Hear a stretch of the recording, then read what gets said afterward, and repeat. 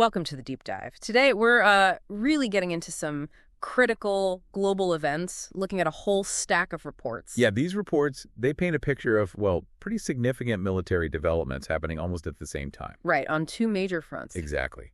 We're seeing intense focus in these sources on recent escalations, both in Ukraine, which is ongoing, of course, but also what the reports are calling a really new level of direct fighting in the Middle East. And just to be clear for everyone listening, our source material for this deep dive, it's purely this collection of reports and analyses. They detail the latest actions, the reactions. What's being reported. We're sticking strictly to what's in these documents, laying out what they say. Okay. So our mission then is to unpack those key reported actions, the claims being made by different sides. And the immediate reactions, right. What the sources tell us about what's supposedly happening right now on these two, well, critical fronts. Okay, let's dive in. Starting where our sources seem to begin, which is the Ukrainian front. The reports highlight, well, continued activity. Yeah, constant activity. They specifically detail reported Russian advances in certain areas. How specific are we talking? Well, the sources mention details from geolocated images. For instance, images dated June 12th. These reportedly show Ukrainian forces hitting Russian positions south and southwest of Alexivka. That's north of Sumy. Okay. And the analysis in the sources suggests this visual evidence points to Russian troops having, recently taken control of that settlement. And that wasn't the only area mentioned, was it? No, not at all. The reports mention other images, too, apparently confirming Russian advances northwest of Kondrativka and deeper into the center of it. Which is west of Alexivka. Right, and also further south, near Andrivka, sort of southwest of that area. Got it. What about other regions? Up near Siversk, the sources indicate Russian forces reportedly took control of Kryhorivka. Kryhorivka, okay. And they also report Russian troops attacking Ukrainian positions northeast of Siversk itself, near Horivka, but also pushing towards Bilohorivka and Serebryanka. So attacks in multiple directions there. Seems like it. And reports from June 11th and 12th also mention activity east of Siversk city, near Verkhnokamianska. Okay, so that covers some ground movements. Now, the sources also included direct claims from Russia's Ministry of Defense, right? Covering air defense and ground actions. Yes, they did. And these claims, as they're detailed in the reports, they paint a picture of pretty significant defensive action. Like what specifically? Well, the ministry claimed that just over the past week, their air defenses shot down a lot of Ukrainian assets. Things like Neptune missile, 18 JDAM bombs, those are the precision-guided ones, right, and 9 HIMARS rockets, known for their range. They also claimed, and this number is huge, shooting down 1,582 fixed-wing drones. Wow, 1,582 drones. That's quite a claim reported there. And on the ground, they also claimed taking territory. They did. They claimed to have, quote, liberated 5 settlements in the DPR, the self-proclaimed Donetsk People's Republic, and 1 in Sumy.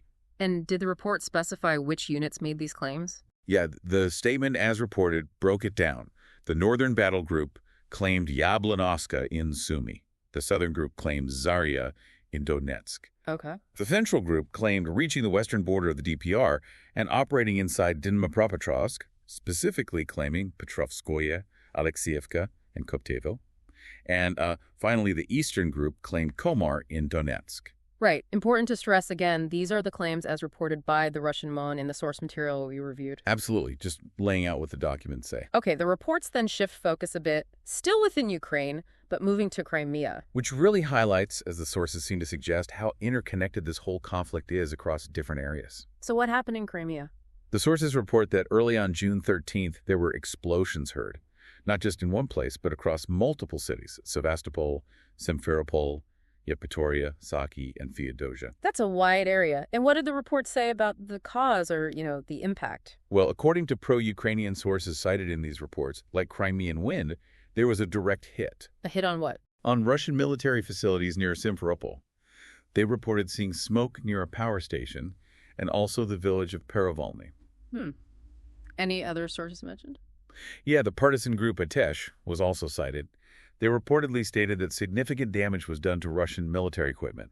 Potentially, they even suggested an air defense system might have been destroyed. Okay, so claims of damage from those sources. How did Russia respond to these specific incidents in Crimea, according to the reports? Well, Russia's defense ministry did put out a statement about drone activity. They claimed they shot down 125 Ukrainian drones overnight on June 13th. 125. Yeah. and they specified 70 of those were over Crimea itself and another 7 over the Black Sea. But did they mention any damage? That's the thing. The sources note that at the time these reports were compiled, Moscow hadn't commented on any potential damage from these incidents. And Ukraine hadn't officially claimed responsibility for these specific attacks either. Okay, so that seems to cover the key reported actions and claims on the Ukrainian front, at least as detailed in our sources. Now, the reports take a pretty dramatic turn pivoting to the Middle East, describing what the sources are calling a really critical development. Exactly. And this is described as perhaps the most significant point in these sources. Israel reportedly launched large-scale strikes directly targeting Iran. Directly inside Iran. And what did Israel claim they were targeting, according to these reports? As reported in the sources, the Israeli claims pointed to sensitive sites, things like nuclear facilities, missile factories, and command centers belonging to Iran's Revolutionary Guard, the IRGC. So, major strategic targets. Were there reports on the impact? Damage? Yes. Iranian officials, according to confirmation cited in the sources, stated the attacks resulted in deaths. And not just anyone, but several very high-ranking figures. Who's specific? The reports list General Mohammad Bagheri. He's the Chief of Staff of the Armed Forces, also the Revolutionary Guard Commander, Hossein Salami, and General Amir Ali Hajizadeh, who heads the IRGC's missile and drone forces. Wow. And it didn't stop there. The reports also mentioned the commander of the IRGC drone force and the air command chief were killed. That's a massive blow to their military leadership reported by the Iranians themselves in these sources. Very significant loss, yes. What about the facilities? You mentioned nuclear sites. Was the Natanz facility hit?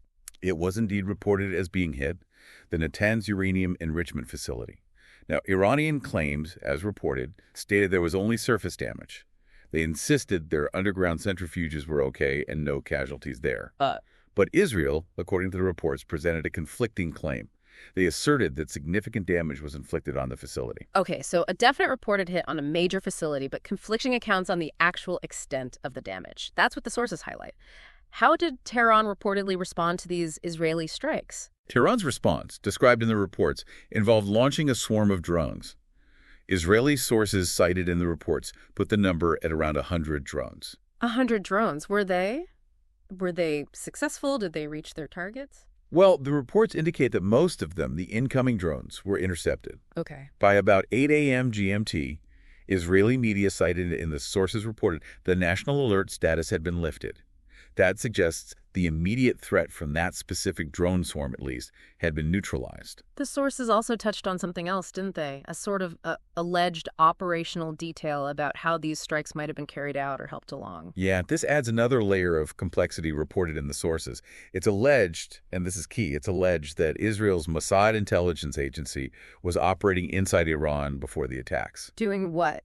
Well, the sources mention alleged activities like smuggling in precision weapons, maybe establishing a drone base fairly close to Tehran. A drone base inside Iran? Allegedly, yes. Huh. And these alleged drones were reportedly activated at the same time as the airstrikes. The specific goal, according to this allegation in the sources, was to target Iranian air defenses. If that's accurate, as reported, it suggests a very, very coordinated, multi-pronged attack. Highly coordinated, yes. That's the picture painted by that particular allegation in the source material. Okay, so we've got the reported Israeli actions, the claims about targets and damage with those conflicting accounts, the reported Iranian drone response, and even these alleged preparatory actions. What about the world's reaction? What did the sources say about international responses? Well, the international community started to weigh in, as you expect. Yeah. But the sources are quite clear that, no single agreed-upon consensus had really emerged when these reports were written. Who's mentioned? Former U.S. President Trump was mentioned. He reportedly stated he'd given Iran chances to negotiate, but claimed Tehran wasted them. He was cited emphasizing that the U.S. and Israel have highly lethal military gear and warned that some leaders who were defiant were now dead. He reportedly urged Iran to make a deal fast to avoid, even worse outcomes. That's certainly a strong reported statement. What other immediate responses were described? Well, closer to the situation, the sources mentioned Israeli Airlines, Elan, Israel, Arkia. They started evacuating their planes, their fleets, from Israel. Evacuating planes? Yes. According to Ben Gurion Airport, which was reportedly shut down for arrivals at the time, these flights left empty, without passengers. heading to places like Cyprus and various airports across Europe. So a clear operational response affecting civilian life, civilian infrastructure right there in Israel based on these reports. Exactly. And other leaders weighed in, too. Turkish President Erdogan was cited, reportedly calling the attacks a clear provocation. He accused Israeli Prime Minister Netanyahu of actively trying to, quote, drag the entire region into a major disaster. Strong words there, too. And Russia's foreign ministry was also reported as saying Israel's actions violated the UN Charter and were unacceptable. Okay. And what about other countries maybe worried about it spreading? Any examples in the reports? Yeah. In Greece, for instance, the government reportedly held an emergency National Security Council meeting. They activated a crisis unit specifically to monitor Greek citizens in both Israel and Iran. Why? The sources report they were concerned the conflict could spread and, impact important sectors for them, like tourism. Right. So you see these ripples, concerns about stability, potential economic hits, safety of citizens abroad, all stemming from these reported events. What about the immediate sort of on-the-ground regional fallout in neighboring countries? Well, in Jordan, air raid sirens were reportedly heard in Amman, the capital. That was as Iranian drones flew through their airspace on the way to Israel. And did Jordan react? The Jordanian Air Force was reported to have intercepted some of those missiles and drones over its territory, yes. Jordanian authorities were cited stating they were acting purely to protect Jordanian civilians and wouldn't tolerate any violation of their airspace. Okay. And Iraq? Was anything reported there?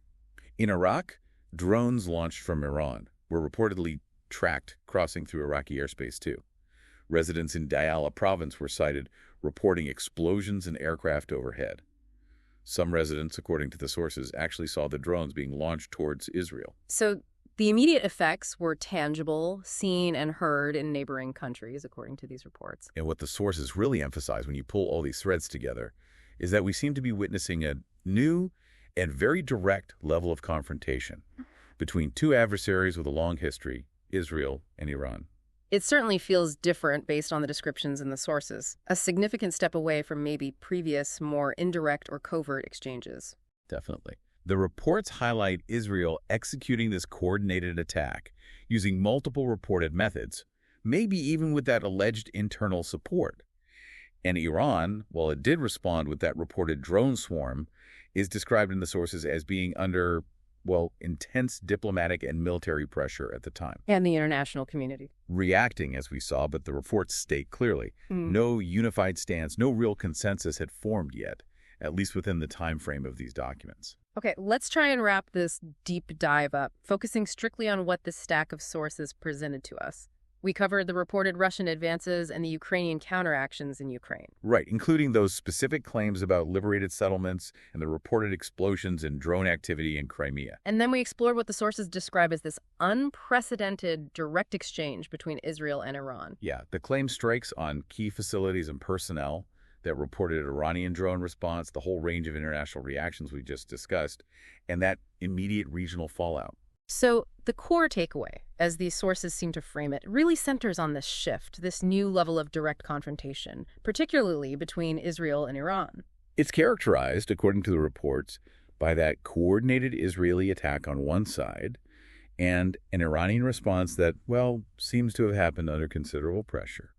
And crucially, no clear international agreement on how to handle it had solidified in these reports. Which really raises a central question for you, the listener, based purely on the details provided in these sources we've discussed. Given everything reported, the actions, the claims, the responses, the reactions, does this signal that the world is, potentially watching an escalation to something much bigger? Or were these actions described in the reports maybe more limited? Perhaps surgical operations designed to achieve specific contained goals. It's a really critical distinction to think about, and the source material gives you the details to mull over how you might interpret that question yourself. Yeah, and reflecting on just how complex it is to manage these kinds of simultaneous major escalations and seeing the varied international responses reported, the sources kind of leave you pondering something else too. Which is? How might major global powers, international institutions realistically react if this pattern, these direct, large-scale exchanges were to happen more often? The reports seem to suggest that thinking about those potential global responses is going to be key in future discussions.